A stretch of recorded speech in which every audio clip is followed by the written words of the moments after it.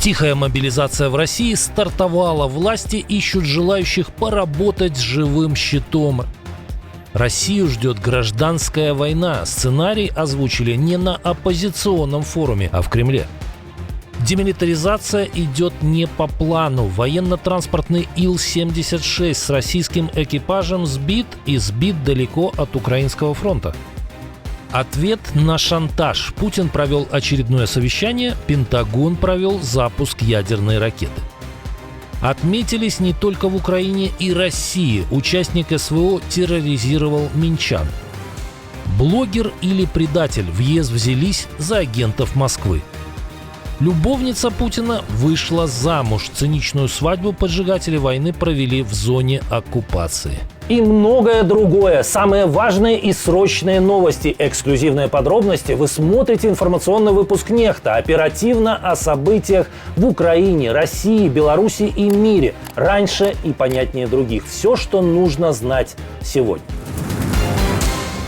Не успел Путин подписать новый закон, как по всей России начали грести резервистов. Уже минимум 15 регионов проводят работу по привлечению местных жителей в мобилизационный резерв для защиты стратегических объектов, включая НПЗ. Об этом сообщает «Верстка», журналисты которой изучили соответствующие объявления на страницах чиновников, в группах городских и районных администраций и крупных предприятий в соцсетях. Кампания развернулась от Калининградской и Ленинградской областей до Пермского и Красноярского краев на фоне ускоренного принятия и утверждения соответствующего закона о привлечении резервистов к защите объектов на территории РФ. Если в Нижнем Новгороде особо подчеркивают, что резервисты не поедут на СВО, то уже в Брянской признаются, что их могут привлечь к пресечению деятельности диверсионно-разведывательных групп противника и обеспечению режима контртеррористической операции. Но тут и обещают куш побольше, от 40 до 100 тысяч рублей. В других областях, расположенных дальше от фронта, выплаты колеблются от 2 до 10 тысяч. Похоже, вторая армия мира и доблестные чекисты с росгвардейцами явно не справляются с украинскими дронами, поэтому в Кремле делают ставку на массовое народное ПВО. Что думаете, поможет?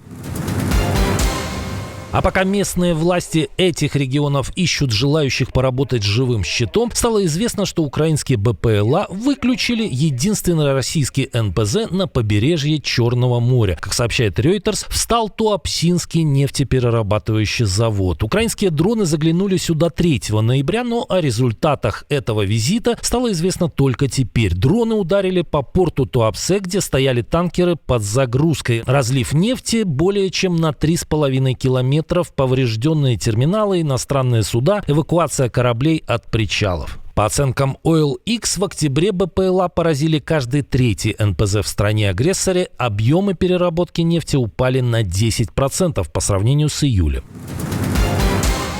Очередное воздушное судно с российским экипажем было сбито. Речь идет о военно-транспортном самолете, но такая судьба постигла Ил-76 далеко от Украины и даже от России. Борт стал мишенью для повстанцев в Судане. По данным Z-каналов, куплен самолет был в Кыргызстане за $12 миллионов, но летели на нем россияне. Судьба экипажа неизвестна, но, по словам источников на месте, шансы выжить были минимальны. Это уже не первый эпизод. Северный Дарфур – зона, где давно крутятся иностранные интересы и параллельные военные структуры. Год назад там же сбили еще один Ил-76. На борту также, скорее всего, были россияне. Москва традиционно молчит, официальных комментариев нет. На фоне хаоса в Судане и обострения борьбы между правительственной армией и так называемыми силами быстрого реагирования россияне продолжают появляться там, где Кремль формально не воюет. В это тяжело поверить, но в России оказался обесточен космодром «Восточный». Украинские дроны тут ни при чем. Диверсанты из ГУР или СБУ тоже не имеют к произошедшему отношения. На объекте стратегического значения свет погас из-за банальной хронической неуплаты. Энергетики устали ждать, и дальневосточная энергетическая компания ограничила поставку электроэнергии на объекты генподрядчика строительства второй очереди космодрома «Восточный» ООО «ПСО Казань». Сумма долга впечатляет. Она перевалила за 51 миллион рублей. Обесточенные объекты задействованы в создании стартового комплекса под ракету «Ангара», проект, которым так хвалилась кремлевская пропаганда, а на деле сверхдержава опять опозорилась. Уважаемые подписчики, обращение к вам, ведь именно вы решаете, узнать ли все эти новости еще больше людей. Каждая ваша подписка, каждый лайк, каждый репост, каждый комментарий длиннее 6 слов и каждый досмотр видео до конца помогают продвигать наши ролики среди сотен тысяч новых пользователей. Так еще больше людей узнают правду именно благодаря вам. Спасибо за то, что остаетесь с Нехта. И продолжаем. В России может начаться гражданская война. Такой прогноз сделал не какой-нибудь иноагент, а самый, что ни на есть, главный социолог Кремля. Начальник управления президента по мониторингу социальных процессов Александр Харичев написал об этом в своей статье для журнала «Государство». Причина – накопленные социальные, экономические и политические конфликты. Гражданская война – это только одна из угроз. Харичев добавляет еще 4. Разрушение политической системы, депопуляция, утрата суверенитета и расчеловечивание общества. Напрашивается простой вопрос: кто же довел Россию до такой опасной черты? Уж не режим ли, который не меняется четверть столетия? Но такие опасные выводы Харичев не делает. Через какое-то время мы окончательно утратили бы свой потенциал и экономический, и технологический, и политический. Для России СВО оказалось очищением. Он сразу перешел к рецептам, которые вписываются в нынешний курс Кремля. По мнению Харичева, ответом на угрозу гражданской войны должно стать формирование солидарного и сплоченного общества. Создать такой социум автор предложил с помощью идеологии «своих не бросаем», которая будет базироваться на собственном цивилизационном коде. Владимир Путин опять занялся своим любимым делом – ядерным шантажом. Во время оперативного совещания с постоянными членами Совбеза он поручил МИД, Минобороны, спецслужбам и гражданским ведомствам подготовить предложение о возможности подготовки к ядерным испытаниям, первым после 35-летнего перерыва. Конечно же, формально сделано это в ответ на недавнее заявление Трампа о возобновлении ядерных испытаний. И всех этих заявлений нам не совсем понятны дальнейшие действия и шаги Соединенных Штатов Америки в части проведения либо не проведения испытаний ядерного оружия. Но в Кремле опять забыли, кто начал первым и стал нагнетать со всеми этими испытаниями Буревестника и Посейдона. США в конце текущего года планируется принятие нового ракетного комплекса средней дальности Dark Eagle с гиперзвуковыми ракетами с дальностью стрельбы 5500 километров. Обратите внимание на лица. Кажется, они как-то приуныли, особенно после того, как министр Белоусов сообщил, как быстро эти ракеты смогут долететь до Кремля. Подлетное время такой ракеты с территории Германии, где планируется разместить данный ракетный комплекс, до объектов в центральной части России составит порядка 6-7 минут.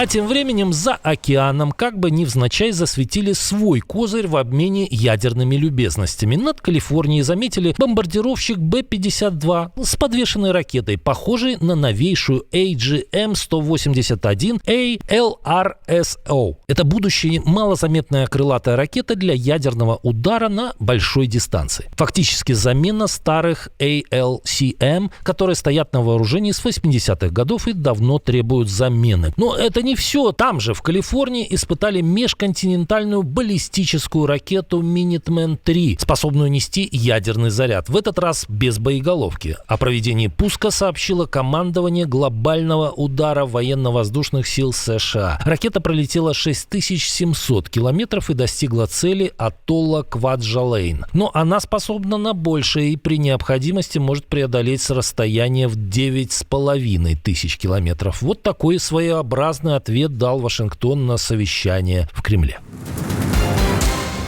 Участники так называемой спецоперации терроризируют не только Украину и, собственно, Россию. В одном из кафе на проспекте Рокоссовского в Минске произошел тревожный эпизод. Пьяный мужчина с ножом начал приставать к посетителям, угрожать расправой и хвастаться, что отрезал людям головы на войне в Украине. Об этом написали Минск новости. По версии очевидца, незнакомец был явно неадекватен и успел показать на поясе не только нож, но и предмет, похожий на пистолет. Зачинщик предлагал выйти разобраться, а затем выхватил нож и замахнулся помахал им перед лицом мужчины. Злоумышленника задержали, теперь его обвиняют в злостном хулиганстве. Являлся ли виновник инцидента гражданином России и принимал ли на самом деле участие в агрессии против Украины, государственное издание уточнять не стало.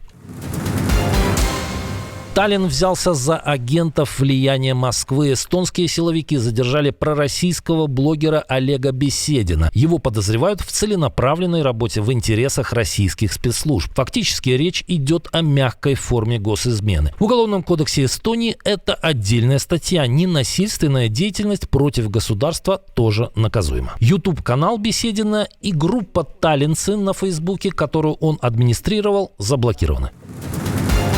Является ли ваше желание вступить в брак взаимным, добровольным и... Главная доносчица России и исполнитель неформального гимна агрессии против Украины заключили брачный союз. Автор песни «Я русский», певец-шаман, женился на Екатерине Мизулиной, которая занимается преследованием неугодных в интернете. У нее это потомственная мать Екатерины Елена начинала политическую карьеру в качестве либералки, но потом переквалифицировалась в автора самых одиозных законов. Для 33-летнего жениха это уже третий брак, а вот для 41-летней новобрачной – первый. В западной прессе Мизулину-младшую ранее называли любовницей Путина. Пара выбрала местом для свадьбы оккупированный Донецк, а вместо привычного наряда – камуфляж. Отдельное спасибо, что смотрите, досматриваете до конца, и спасибо за доверие. Жду ваших развернутых комментариев, лайков и репостов. Это важно, чтобы нас становилось больше. Прекрасного вам и продуктивного дня. На этом пока все. До новых встреч и хороших вам новостей.